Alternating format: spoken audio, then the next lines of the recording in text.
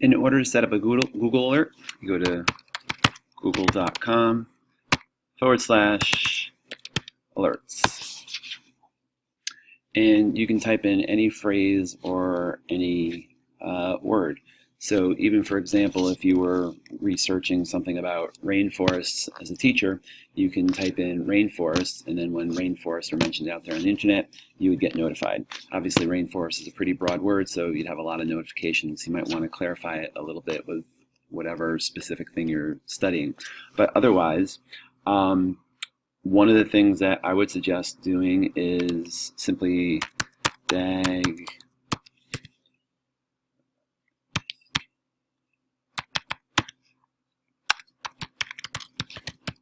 is the name of the school, and by putting it in quotes, you're going to get notified when those exact words show up in that order. And below in the box, you can see a preview of some things that would have come into your email box notifying you where DAG Hammarskjöld Middle School was being mentioned.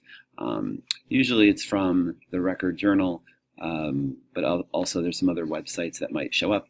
If you click on Show Options, you can choose a few options here. I kind of just usually leave it as the defaults, and you create alert.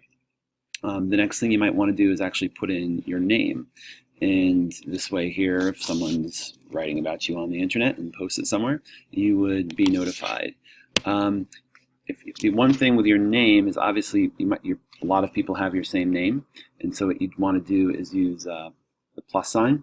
I already have my name as a Google alert going to my personal account, but something like capstone is a pretty basic word that is used in a lot of places. But if you throw the plus, Wallingford, then what you'll normally get is any website that has capstone and Wallingford in it.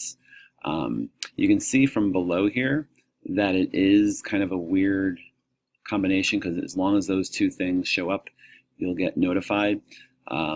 So after experimenting with this in maybe a week or two, I might say that I might just delete this, because maybe there's just too many websites that have both of those words that have nothing to do with Wallingford capstone.